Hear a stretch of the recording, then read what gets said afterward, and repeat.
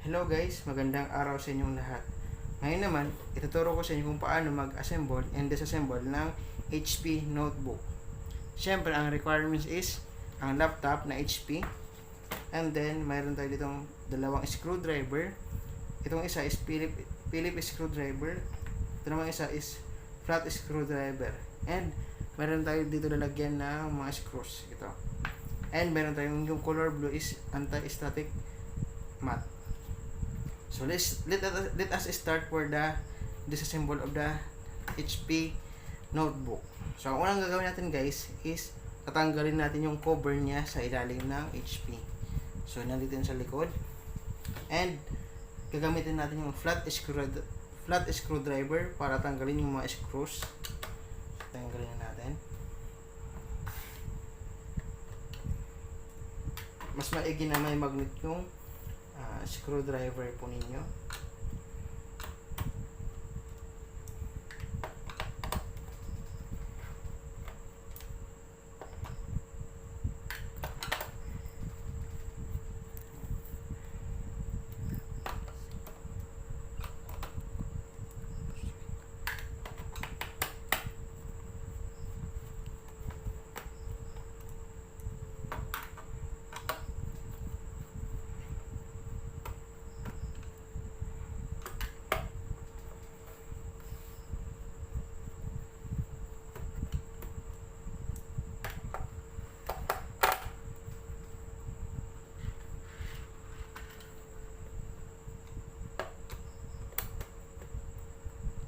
And then let us remove the optical drive.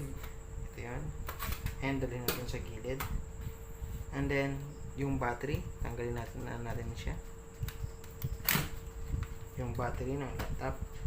And meron pa yan dito screw. Dalawa.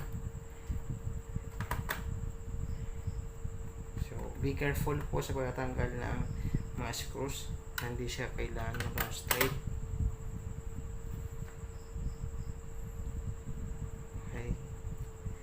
So, meron pa dyan na screw. Yung kung nakikita nyo ditong part na ito, yung dalawa dyan na kantuhan, matanggalin natin siya. Ayan, sa kabila. Kasi meron pa dyan screw na nakatago. Tigda dalawa yan. Tanggalin natin siya. So, ang kakaigihan ng screws ng laptop HP is pare-parehas yung size ng kanyang mga screw. Kaya magkapalit-palit ng mga parehas lang din siya mga screw.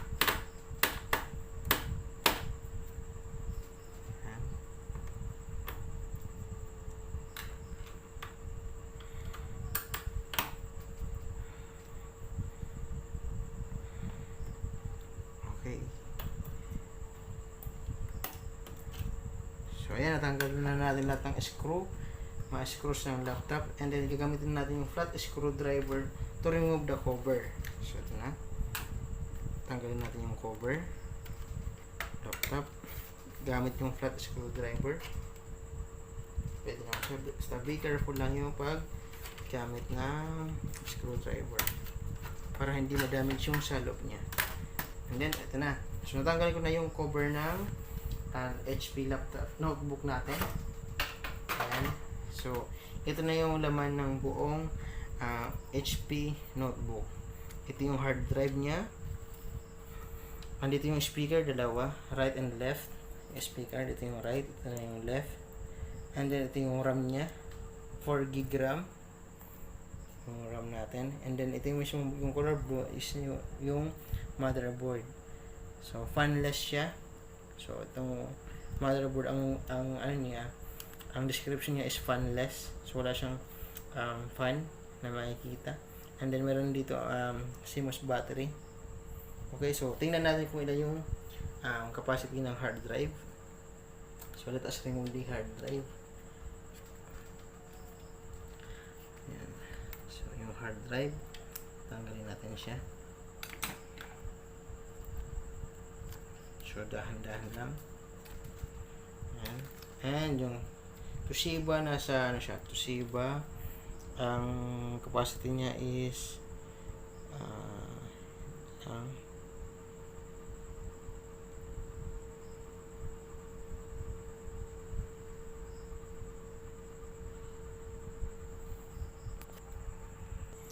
So yung capacity ng Toshiba is 500 gig dito sa side.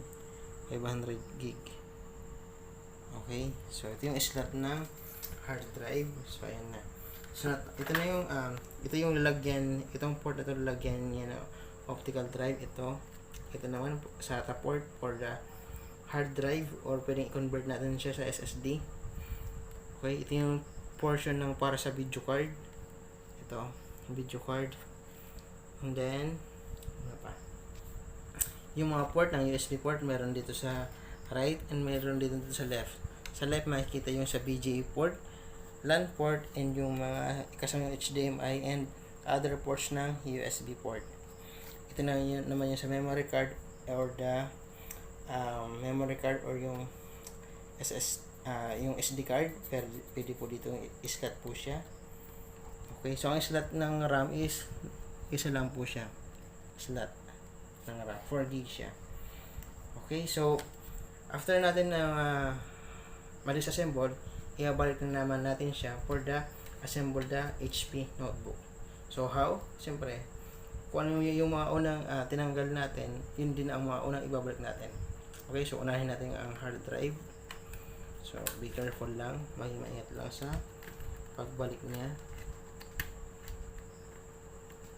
Okay, so sunod yung cover na agad. Ito na yung cover niya.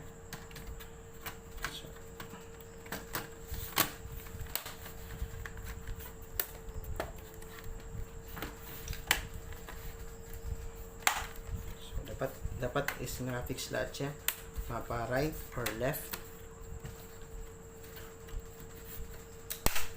Ayan, walang bakante, kaya dapat mayroon kayong anti-static mat talaga. Ayan, so bisin lahat naka-fix, lahat na siya naka-fix bago natin i-screw, no? So i-screw natin siya with the use of Phillips screwdriver. Unahin natin sa side, sa may part ng battery screw. Yan, dalawa, isa. And then yung sa taas naman, dalawa dito. Okay.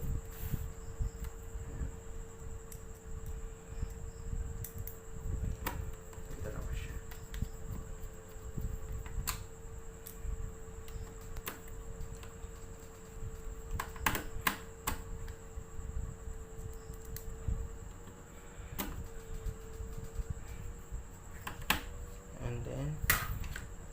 Pasok natin yung optical drive sa side. Ayan. And then, ibalik na natin yung parang goma niya dito sa side. Okay. So, goma dito. Parang ibalik natin. Then, yung ibang screw.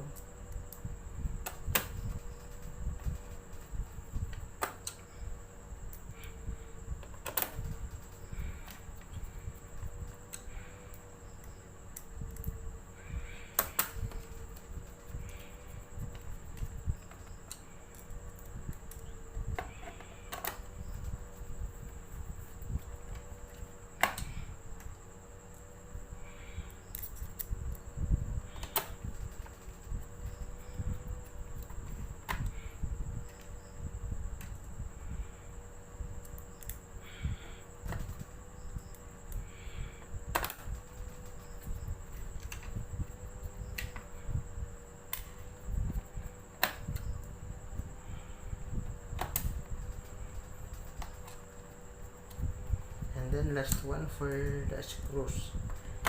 Ayan. So double check natin, dapat is naka-fix para hindi matanggal yung mga screw. Okay na. So bigyan yung battery. So dahan-dahan lang. Okay. So let us check kung okay na. And let us open natin siya. So okay na, nag-on na siya. So yun lang guys. Kung paano mag-assemble and disassemble ng HP notebook ko. So, thank you so much guys. Kung meron kayong comment or question for with regard sa aking assemble and disassemble ng HP notebook, just comment na lang po sa aking YouTube channel po. Salamat po, ingat po, and bye. Salamat.